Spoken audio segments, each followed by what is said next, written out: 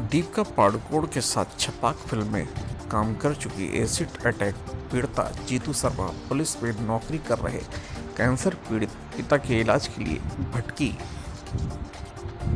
दिनों दिन बढ़ते संक्रमण को कोरोना की दहशत हॉस्पिटल में बढ़ती जा रही है। ताज़ा मामला फिल्म छपाक में मशहूर बॉलीवुड अभिनेत्री दीपिका पादुकोण के साथ काम कर चुकी तेजाब अटैक पीड़िता जीतू शर्मा का है। जीतू शर्मा के 55 वर्षीय कांस्टेबल पिता सोमदत्त शर्मा को कैंसर हो गया और कोरोना का टेस्ट कराए बगैर हॉस्पिटल ने इलाज करने के लिए हाथ खड़े कर दिए हैं। उनके पिता एक दुख भरी ये भी है कि बीमारी के कारण कागजों में आमद नहीं कराने पर मैनपुरी पुलिस ने उनको 4 महीने से 1 रुपए का वेतन नहीं दिया। ये उस पुलिस का कारनामा है जिसकी सेवा में उन्होंने जिंदगी भर दिन रात एक कर दिया। अब मौत से जूझते अपने पिता को बचाने के लिए जीतू रियल लाइफ में संघर्ष कर रही है। मूल रूप से डिवाई बुलंदशहर के रहने वाले जीतू के पिता सोमदत्त शर्मा लगभग 15 साल से बरौला जाफराबाद में रह रहे थे। दिसंबर में उनकी तैनाती मैनपुरी पुलिस लाइन में हुई थी, जहां से उनको एक थाने भेजा गया, मगर गले में भीषण दर्द होने के कारण वो ज्वाइन नहीं कर पाए। जांच कराई तो उनको गले में खाने की नली में 3rd स्टेज का कैंसर बताया गया। यहीं से जीतू का संघर्ष शुरू हुआ। वह अपने पिता को लेकर हॉस्पिटल दर हॉस्पिटल चक्कर लगा रही थी, लेकिन कोई सुन नहीं रहा था। दिसंबर में तनख्वाह नहीं मिलने से परिवार में पैसे का संकट हो गया। जीतू के पिता तनख्वाह दिलाने के लिए डीजीपी को पत्र लिखा। जीतू ने बताया कि अभी तक उसके पिता का इलाज नोएडा के जेपी हॉस्पिटल में चल रहा था। वहां इलाज करा रहे थे। तयशुदा तारीख पर दिखाने जाते और दवा लेकर लौटाते। अब कोरोना का संक्रमण बढ़ने के बाद जेपी हॉस्पिटल वाले कोरोना को नेगेटिव की रिपोर्ट मांग रहे हैं। बुधवार को एमयू के जेएन मेडिकल कॉलेज में कैंसर डिपार्टमेंट में दिखाने गए तो वहां भी नहीं देखा गया। मेडिकल कॉलेज वालों ने कहा कि नया मरीज नहीं लेंगे। यहां जिस एम्बुलेंस से पहुंचे थे वह भी छोड़ गया। चिलचिलाती धूप में पिता को रिक्शे में लाद कर घर पहुंची। पिता उस समय पानी भी नहीं पी पा रहे हैं। पानी मुंह से वापस निकल रहा है क्योंकि कैंसर 3रे स्टेज का है। पिता के गले में कैंसर होने की वजह से उनका इलाज नोएडा के जेपी हॉस्पिटल में चल रहा था।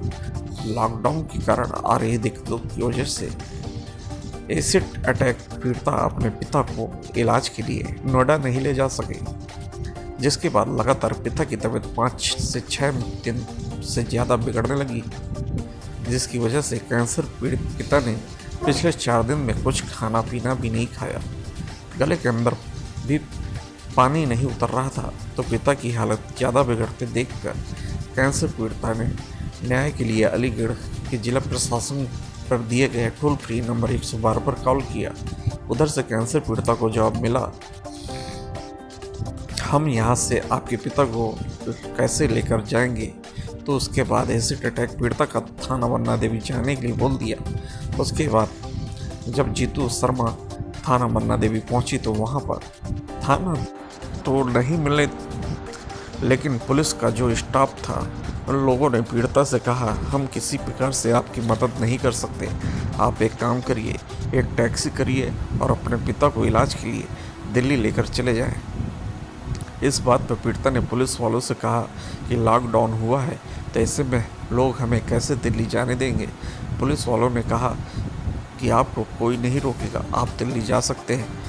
अब कोई मना नहीं है दिल्ली जाने में, लेकिन उसके बावजूद भी पीड़िता ने कहा कि जब कोई पहचान पत्री हमारे पास नहीं है, अगर हम अपने पिता को दिल्ली लेकर जाएंगे तो इस दौरान रास्ते में पुलिस प्रशासन के द्वारा गाड़ी रोकेंगे तो पुलिस वालों ने कहा कि ये हमारी जिम्मेदारी नहीं, आप कैसे लेकर जाओगे या नहीं लेकर जाओगे। थाना बन्ना देवी लौटने के बाद पीड़िता जब अपने घर पहुंची तो वहां अपने पिता इलाज के लिए ले जाने के लिए 108 नंबर एम्बुलेंस के लिए कॉल किया, जिसके बाद एम्बुलेंस कैंसर पीड़ित के घर पहुंचे। उसके बाद तीनों बेटियां अपने पिता के इलाज के लिए जेएन हॉस्पिटल लेकर पहुंची। जैसे ही पीड़िता के हॉस्पिटल के अंदर इलाज के लिए पर्चे लगाए तो डॉक्टरों ने कैंसर पीड़ित पिता का इलाज करने से मना कर दिया और कहा कि इस वक्त हॉस्पिटल के अंदर डॉक्टरों ने ये कहते हुए इलाज करने से मना कर दिया कि वे इस वक्त किसी नए कैंसर पीड़ित का इलाज हॉस्पिटल में नहीं किया जाएगा, पुराने कैंसर पीड़ितों का इलाज किया जा रहा है। इस दौरान कैंसर पीड़ित युवती ने डॉक्टरों से रोक कर भी बात करना चाहिए, लेकिन डॉक्टरों ने युवती से बात करना मुनासिब नहीं समझा। उसके बाद सुबह 8 बजे से लेकर दोपहर 2 बजे तक इलाज न मिल पाने के कारण हॉस्पिटल के बाहर भरी दोपहरिया गर्मी के बीच पड़े रहे, लेकिन किसी डॉक्टर ने पेशेंट का हालचाल नहीं पूछा। मेडिकल कॉलेज वालों ने कहा कि नए मरीज नहीं लेंगे। यहाँ जिस एम्बुलेंस से पहुँचे थे वह भी छोड़ गया तो चिलचिलाती धूप में पिता को रिक्शे पर लाद कर घर पहुँचे। पिता इस समय पानी भी नहीं पी पा रहे, पानी मुंह से वापस निकल रहा है क्योंकि कैंसर तीसरे स्टेज का है। जीतू शर्मा तेजाब हमले की पीड़िता है, जिसके ऊपर सन 2014 17 जुलाई को जब प्राइवेट कंपनी में शाम को टाइम जॉब करके अपने घर वापस लौट रही थी, उसी दौरान सूर्यनगर क्षेत्र में जीतू शर्मा के ऊपर एसिड अटैक से हमला किया गया था। जिस एसिड अटैक हमले में जीतू शर्मा का चेहरा बुरी तरह से जल गया था, इसलिए वह ज़्यादा दौड़ धूप करने से निढाल हो जाती। उसके साथ घर में 2 बहन, 8 साल का छोटा भाई और माँ है। ऐसे में सारा बोझ बेटियों का पड़ा हुआ है। बेटियों ने अलग अलग कर्ज लेकर पिता के इलाज का बीड़ा उठाया है। खबर जगत अलीगढ़ से अजय कुमार की रिपोर्ट। मेरा नाम निशा शर्मा है। अनिशा, ये बताइए कि आपके पिताजी को कब से कैंसर था और आपकी बहन जो है उन्होंने दीपिका पादुकोण के साथ में छपाक फिल्म में भी काम किया था, लेकिन रियल फिल्म में और असली फिल्म किस तरह का अंतर आप पा रही हैं यहाँ पे? मतलब जो मेरी दीदी ने फिल्म छपाक में काम किया तो मतलब दीदी को पहले से बहुत ही अच्छा वो मिला है, क्योंकि मतलब आजकल लड़कियों को ऐसे लड़कियों को देखते भी नहीं थे, जॉब भी नहीं मिला था मेरी बहन को। बहुत भाग दौड़ की मेरी बहन ने और हर किसी में सब मना कर देते कि नहीं हम एक्सीडेंट लड़कियों को जॉब नहीं देते, आपका फेस देख के लोग किस तरीके से वो करेंगे, हमारे कस्टमर भी नहीं आएंगे। फिर दीदी ने फिर लखनऊ में जाके फिर वो किया, बहुत भाग दौड़ की, हर किसी से मिली, तब जाके दीदी की लखनऊ में जॉब मिली। और फिर तब दीदी की मूवी आई छपाक, तो मतलब पहले से बहुत बेटर है। और दीदी के ऊपर केस 2014 में हुआ था 17 जुलाई। अच्छा, जैसे तो आपके पिताजी तबीयत खराब है, कब से है ये पापा जी को समथिंग 1 साल हो गया। पापा जी ने पहले दिखाया नहीं था, क्योंकि पापा जी बोलते थे हमने दिखा दिया, तो इस वजह से दिक्कत पापा जी को और हो गई। फिर दीदी लखनऊ से आए, दीदी को बहुत बेचैनी होती थी पापा के बारे में कि पापा जी आप दिखाओ दिखाओ, पापा जी नहीं दिखाते। फिर दीदी आई, फिर दीदी लेके गई, तब जाके फिर दीदी ने दिखाया पापा जी को, तब देखा तो इसमें कैंसर पाया गया। अब किस तरह की दिक्कत सामने आ रही है? अब दिक्कत इतनी बड़ी दिक्कत आ रही है कि अब पापा जी इधर पड़े हैं और घर में मतलब बहुत बड़ी दिक्कत आ चुकी है। और ना तो कल मेडिकल भी गए थे हम, वहाँ भी मना कर दी, वहाँ भी बोलती है कि हम न्यू पेशेंट को नहीं लेते। और 8 बजे के बजे घर पर 1 बजे आए तो बहुत दिक्कत थी। कितने भाई बहनों? हम 3 भाई 1 बहन है, मतलब 3 पापा बहन किस चीज में जॉब करते थे? पापा जी मेरी पुलिस में है, मैनपुरी। तो आमद हो गई थी इनकी वहाँ पे? नहीं, अभी नहीं हुई। फिर वो ऐसा तो दिक्कत हो गई थी 5 तारीख को, जो 5 जनवरी को पापा यहाँ पर आ गए थे। पैसे की बहुत प्रॉब्लम है, कुछ भी नहीं हुआ। भाग दौड़ की बहुत मम्मी दीदी ने, पर कुछ भी नहीं हुआ। अच्छा, जहाँ इनका अस्पताल में इलाज चल रहा था नोएडा में, वहाँ के डॉक्टरों ने क्या कहा? वहाँ के डॉक्टर ने ये बोल दिया कि पहले आप कोरोना का टेस्ट कराइए, उसके बाद हम रेफर करेंगे। किस अस्पताल में एडमिट? ये नोएडा जेपी हॉस्पिटल। ठीक है। क्या नाम है आपका? मेरा नाम जीतू शर्मा है। जीतू, ये बताते आपने दीपिका पादुकोण के साथ में एक छपाक फिल्म में काम किया था, क्या है आपके साथ में, किस तरह का व्यवहार हो रहा है, क्या आपके पिताजी के साथ में हुआ है? मैं एक एसिड अटैक सर्वाइवर हूँ। मेरे ऊपर एसिड अटैक 2014 में हुआ था 17 जुलाई में।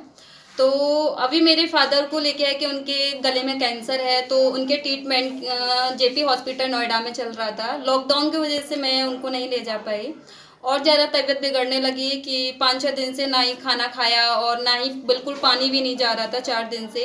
तो हालत बहुत ज़्यादा बिगड़ने लगी और फिर मैंने सोचा कि जिला प्रशासन को मुझे कॉल करना चाहिए, 112 नंबर पे कॉल। मैंने 112 पे कॉल किया तो बोलते हैं कि हमारे पास ब्लड है कि हम लोग आपको लेके कैसे जाएंगे, आप थाने जाइए। मैं बन्ना देवी थाने गई, फिर मैं वहाँ बन्ना देवी थाने जाने पर वहाँ पर चौकी इंचार्ज नहीं थे, जो और लोग थे, उन्होंने कहा कि हम लोग आपकी हेल्प नहीं कर सकते। हम क्या हेल्प कर सकते हैं आपकी, आप टैक्सी करिए यहाँ से और दिल्ली ले जाइए उनको। मैंने कहा लॉकडाउन में दिल्ली हम कैसे जा सकते हैं कि हमारे पास कि नहीं दिल्ली जाने देंगे, अब कोई मना नहीं है। भाई ऐसे कैसे जाने देने जब हमारे पास कोई पहचान पत्र नहीं है कि किस तरीके से हम लोग जाएंगे, कि लोग वक्त गाड़ी रोकेंगे, पुलिस प्रशासन, हम क्या कहेंगे कि हम लोग इस काम को नहीं, ये हमारी जिम्मेदारी नहीं है, ये आपकी जिम्मेदारी है कि आप कैसे जाएंगी। मैं वहाँ से आ गई, 108 नंबर पे मैंने कॉल किया, एम्बुलेंस आई, मेडिकल लेके गई। मेडिकल मैंने पर्चा लगाने के लिए गई तो बोले कि कैंसर के पेशेंट हम न्यू को नहीं देख रहे हैं और पुराने को देखेंगे। फिर डॉक्टर को मैंने बात किया, जहाँ के एक बड़े अधिकारी थे, मैंने डॉक्टर को भी रोका। उन्होंने कहा कि हम आपसे बाद में बात करते हैं, लेकिन उन्होंने मेरे से बात नहीं किया, वो अपने डॉक्टरों से ही बात करते रहे। मैंने बहुत फोर्स किया, प्लीज़ सर मुझे आपसे बात करनी है, लेकिन उन्होंने मेरे से कोई बात नहीं की। और उसके बाद फिर मेरे फादर सुबह 8 बजे के हम लोग गए और 2 बजे हम लोग दोपहर में लौटे। मेरे फादर धूप में ही पड़े रहे, लेकिन किसी ने कुछ नहीं पूछा, बस यही बोलते रहे आप लोग यहाँ से लेके जाइए और आप लोगों को हम नहीं देख सकते हैं, क्योंकि कैंसर के न्यू पेशेंट को हम लोग नहीं देख रहे हैं, सिर्फ पुराने पेशेंट जो हमारे यहाँ ट्रीटमेंट पहले से चल रहा है उन लोगों को देख रहे हैं। कैसे लेकर आई थी वहाँ से? फिर मैंने एम्बुलेंस को फिर से कॉल किया तो बोल रही है एम्बुलेंस कि हम लोग ऐसे नहीं ले जाएंगे जब तक कोई रेफ़र नहीं करेगा, अगर आप रेफ़र लेटर पैड लिखवाइए तभी हम आपको घर तक पहुंचाएंगे। तो मैंने फ़ोन कट कर दिया। फिर मैंने रिक्शा किया तो रिक्शा से अपने फादर को, और इतनी बिगड़ी हालत में थे कि उनको बैठा भी नहीं जा रहा था, पकड़ते लेते हुए लेके आई धीमे धीमे रिक्शे से। इसका जिम्मेदार कैसे मानते हैं आप? इसका जिम्मेदार कुछ प्रशासन भी है, कुछ जो नियम के पालन जो करा रहे हैं, और वो डीएम साहब को भी इस चीज़ को देखना चाहिए। इतनी सारी खबर पढ़ने के बाद भी मैंने अपना वीडियो हर जगह डाला, सबको टैग भी किया, लेकिन डीएम ने कोई खबर नहीं ली और इसके बारे में ना ही मेरे पास कोई प्रशासन का अभी तक एक कॉल आया कि एक पुलिस अधिकारी है, ये भी मेरे फादर पुलिस में हैं और उनको अभी तक हेल्प नहीं मिली। 30 साल तक इन्होंने प्रशासन के लिए ही काम किया, देश के लिए काम किया, और आज ही प्रशासन इनके लिए कोई भी खड़ा नहीं है, ना ही इनकी रक्षा के लिए कोई खड़ा है कि इनको अच्छा सा ट्रीटमेंट मिल सके। क्या नाम है आपके पापा का? श्री सोमदास शर्मा। कहाँ इनकी पोस्टिंग थी इस दौरान? मैनपुरी में। कब हुई थी? मैनपुरी में तैनाती हैं अभी भी। तबीयत खराब होने की वजह से 5 जनवरी को उनकी तबीयत खराब हो गई, इसलिए ये घर पे आ गए। मैंने चेकअप वगैरह कराया तो उनको कैंसर की दिक्कत हुई, और हम लोग गए भी थे एसपी अमित कुमार जी से मिलने, बट वो मिले नहीं वहाँ। मेरे फादर का अभी मेडिकल भी नहीं लगा है, जिसके कारण सैलरी भी रुकी हुई है और घर में बहुत दिक्कत भी हो रही है।